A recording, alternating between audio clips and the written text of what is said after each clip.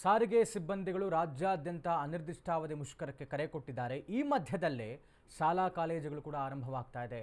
ಆದರೆ ಶಾಲಾ ಕಾಲೇಜಿಗೆ ತೆರಳೋದಕ್ಕೆ ಬಸ್ಗಳಿಲ್ಲದೆ ವಿದ್ಯಾರ್ಥಿಗಳು ಪರದಾಡುವಂತಹ ಪರಿಸ್ಥಿತಿ ಎದುರಾಗ್ತಾ ಇದೆ. ಸಾರಿಗೆ ಮುಷ್ಕರದ ಮಧ್ಯದಲ್ಲೇ ಶಾಲಾ ಕಾಲೇಜುಗಳು ಆರಂಭ ಆಗಬೇಕಾಗಿದೆ. ಆದರೆ ಶಾಲಾ ಕಾಲೇಜಿಗೆ ಹೋಗೋದಕ್ಕೆ ಬಸ್ಗಳಿಲ್ಲದೆ ಪರದಾಡುವಂತಹ ಪರಿಸ್ಥಿತಿ ವಿದ್ಯಾರ್ಥಿಗಳದ್ದು. ಈಗೇನೋ ಕೆಲವು ಬಸ್ಗಳು ಸಿಕ್ಕಿವೆ, ವಾಪಸ್ ಬರೋದು ಹೇಗೆ ಅನ್ನುವಂಥ ಪ್ರಶ್ನೆ ವಿದ್ಯಾರ್ಥಿಗಳದ್ದು.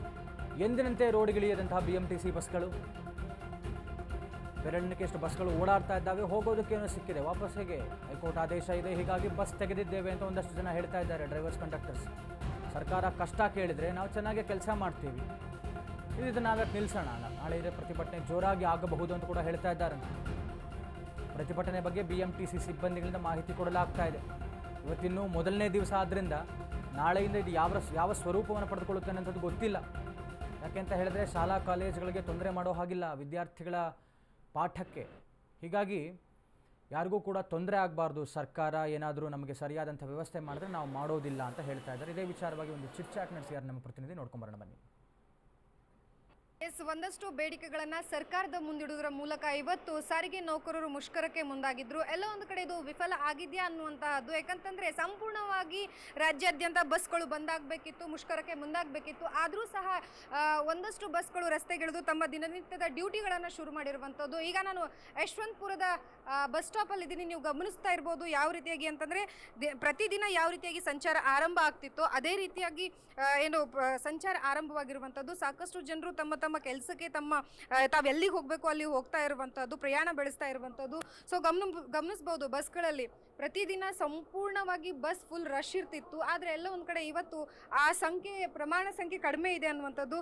ನನ್ನೊಟ್ಟಿಗೆ ಬಸ್ನ ಚಾಲಕರಿದ್ದಾರೆ, ನಾನು ಅವ್ರನ್ನ ಮಾತನಾಡಿಸುವಂಥ ಪ್ರಯತ್ನ ಪಡ್ತೀನಿ. ಯಾಕೆ ಒಂದಷ್ಟು ಜನರು ತಮ್ಮ ಕೆಲಸವನ್ನು ಮಾಡ್ತಾ ಇದ್ದಾರೆ, ಮತ್ತೊಂದಷ್ಟು ಜನರು ಯಾಕೆ ಪ್ರಯಾಣಿಕರಿಗೆ ಮತ್ತೆ ಯಾಕೆ ಮುಷ್ಕರಕ್ಕೆ ಮುಂದಾಗಿಲ್ಲ ಅನ್ನುವಂಥದ್ದು. ಸರ್, ತಮ್ಮ ಹೆಸರು? ಬಾಬು ಅಂತ. ಕರೆ ಕೊಟ್ಟಿದ್ರಿ, ಮತ್ತೆ ತಮ್ಮಲ್ಲೇ ಎಲ್ಲೋ ಒಂದ್ ಕಡೆ ಒಗ್ಗಟ್ಟಿಲ್ಲ ಅನ್ನುವಂಥದ್ದು. ಒಂದಷ್ಟು ಜನರು ಮುಷ್ಕರ ಮಾಡ್ತಾ ಇದ್ದಾರೆ, ಇನ್ನೊಂದಷ್ಟು ಜನರು ತಮ್ಮ ಡ್ಯೂಟಿಯನ್ನ ಮಾಡ್ತಾ ಇದ್ದೀರಾ. ನಮ್ಮ ಕಾರ್ಮಿಕರಲ್ಲಿ ಒಗ್ಗಟ್ಟಿದೆ ಮೇಡಮ್, ಆದರೆ ಅಧಿಕಾರಿಗಳಲ್ಲಿ ಒಗ್ಗಟ್ಟಿಲ್ಲ. ಅದೊಂದು ಪ್ಲಸ್ ಇನ್ನೊಂದೇನು ಗೊತ್ತಾ, ಕೋರ್ಟ್ ಆದೇಶದಿಂದ ನಾವು ಓಡಿಸ್ಲೇಬೇಕು ಇವತ್ತು. ಅರ್ಥ, ಜನಗಳಿಗೆ ಯಾವುದೇ ಕಾರಣಕ್ಕೂ ನಾವು ತೊಂದರೆ ಕೊಡಲ್ಲ, ಬಟ್ ನಮಗೆ ಕೊಟ್ಟರೆ ನಾವು ಸಂತೋಷದಿಂದ ಓಡಿಸ್ತೀವಿ. ಸರ್, ಹಾಗಿದ್ರೆ ಎಲ್ಲೋ ಒಂದು ಕಡೆ ನಿಮ್ಮ ಬೇಡಿಕೆಗಳು ಈಗ ಈಡೇರುತ್ತಾ ಅನ್ನುವಂಥ ಪ್ರಶ್ನೆ. ಸರ್ಕಾರ ನಿಮ್ಮ ಬೇಡಿಕೆಗಳನ್ನು ಈಡೇರುತ್ತೆ? ಸಿದ್ದರಾಮಯ್ಯ ಸರ್ ಮನಸ್ಸು ಮಾಡಿದ್ರೆ ಈಡೇರ್ತದೆ, ಬಟ್ ನಾವು ಕೆಲಸ ಕಾರ್ಯ ಮಾಡಲೇಬೇಕು. ನಮ್ಮ ಮುಷ್ಕರ ಮಾಡೋದು 90% ಯಾರು ಮಾಡ್ತಾರೆ, ಎಲ್ಲ ಕರ್ತವ್ಯ ನಿರ್ವಹಿಸುತ್ತಿದ್ದಾರೆ.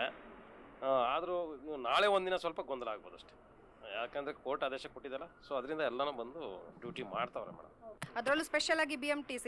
ಸೊ ಅದರಂತೆ ನೋಡೋದಾದರೆ ಇವತ್ತಿಗೂ ಮತ್ತು ನಿನ್ನೆಗೆಲ್ಲ ಕಂಪೇರ್ ಮಾಡೋದಾದ್ರೆ ಜನಸಂಖ್ಯೆ ಪ್ರಯಾಣಿಕರು ಹಾಗೆ ಬರ್ತಿದ್ದಾರೆ. ಪ್ರಯಾಣಿಕರು ಸ್ವಲ್ಪ 90% ಇದ್ದಾರೆ ಮೇಡಮ್, ಏನು ತೊಂದರೆ ಇಲ್ಲ. ಯಾಕಂದರೆ BMTC ಗಾಡಿಗಳು ಓಡ್ತಾ ಇದೆ ಅಂತ ಎಲ್ಲರಿಗೂ ಗೊತ್ತಿದೆ, BMTC ಗಾಡಿಗಳು ಎಲ್ಲ ಓಡ್ತಾ ಇದೆ ಅಂತ ಎಲ್ಲರಿಗೂ ಮನವರಿಕೆ ಇದೆ. ಆದ್ದರಿಂದ ಎಲ್ಲನೂ ಅವ್ರ ಪಾಡಿಗೆ ಅವ್ರಿಗೆ ಡ್ಯೂಟಿಗಳಿಗೆ ಹೋಗ್ತಾ ಇದ್ದಾರೆ, ಏನು ತೊಂದರೆ ಇಲ್ಲ ಅದರಿಂದ. ಸೊ ಪ್ರಯಾಣಿಕರು ಇದ್ದಾರೆ. ಮೇಡಮ್, ತಮ್ಮ ಹೆಸರು? ಗೌತಮಿ. ತಾವೆಲ್ಲಿಗೆ ಹೋಗ್ತಿದ್ದೀರಾ? ಶಿವಾಜಿನಗರ್. ಪ್ರತಿದಿನನೂ ಬಸ್ಸಲ್ಲೇ ಓಡಾಡ್ದ ಹೇಗೆ? ಇವತ್ತೇನಾದರೂ ಬಸ್ ಮುಷ್ಕರ ಇದ್ದು ನಿಮ್ಗೆ ಬಸ್ ಸಿಕ್ಕಿರಲಿಲ್ಲ ಅಂದರೆ? ಆ್ಯಕ್ಚುಲಿ ಆಫೀಸ್ಗೆ ಹೋಗ್ತಿದ್ದು ತುಂಬ ಕಷ್ಟ ಆಗ್ತಿತ್ತು. ಈವನ್ ಮೆಟ್ರೋದಲ್ಲೂ ತುಂಬ ರಶ್ ಇರುತ್ತೆ, ಓಡಾಡೋದಕ್ಕೆ ಆಗೋದಿಲ್ಲ. ಸೊ ಸ್ವಲ್ಪ ಕಷ್ಟ ಆಗ್ತಿತ್ತು. ಇವತ್ತೇನಾದರೂ ಬಸ್ನಲ್ಲಿ ತಮ್ಗೆ ಪ್ರಾಬ್ಲಮ್ ಆಯಿತಾ ಅಂತಂದರೆ ಲೇಟಾಗಿ ಬರೋದು ಏನಾದರೂ? ಪ್ರಾಬ್ಲಮ್ ಏನು ಫೇಸ್ ಮಾಡಿಲ್ಲ ಮೇಡಮ್. ಅಂದರೆ ಯಥಾಸ್ಥಿತಿಯಾಗಿ ಆರಾಮ. ಎಸ್, ಅವ್ರನ್ನ ಕೇಳಿದ್ವಿ. ಪ್ರಯಾಣಿಕರು ಸಹ ಯಾವುದೇ ರೀತಿಯಾದಂಥ ಪ್ರಾಬ್ಲಮ್ಗಳಿಲ್ಲ ಅನ್ನುವಂಥದ್ದನ್ನ ಹೇಳಿದ್ರು. ಜೊತೆಗೆ ಬಸ್ನ ಚಾಲಕರು ಸಹ ತಮ್ಮ ಒಂದಷ್ಟು ಅನಿಸಿಕೆಗಳನ್ನು ಹೇಳ್ಕೊಂಡ್ರು. ಇದೇ ರೀತಿಯಾಗಿ ಅವರ ಯೂನಿಯನ್ ಕಡೆಯಿಂದ ಏನಾದರೂ ಮಾಹಿತಿ ಬಂದರೆ ನಾವು ಸಹ ನಾಳೆಯಿಂದ ಮುಷ್ಕರಕ್ಕೆ ಮುಂದಾಗ್ತೀವಿ ಅನ್ನುವಂಥದ್ದನ್ನು ಸಹ ಹೇಳಿರುವಂಥದ್ದು. ಏನೆಲ್ಲ ಬದಲಾವಣೆಗಳಾಗುತ್ತೆ, 11 ಗಂಟೆ ಬಳಿಕ ಏನಾದರೂ ಬದಲಾವಣೆ ಆಗುತ್ತಾ ಅನ್ನುವಂಥದ್ದನ್ನು ನಾವು ಕಾದು ನೋಡಬೇಕಾಗಿರುವಂಥದ್ದು. ಕ್ಯಾಮ್ರಾ ಪರ್ಸನ್ ಗುರುರಾಜ್ ಜೊತೆ ಲಕ್ಷ್ಮೀ ಬಾಗಲಕೋಟೆ, ಅಶ್ವಿಕ ನ್ಯೂಸ್, ಬೆಂಗಳೂರು.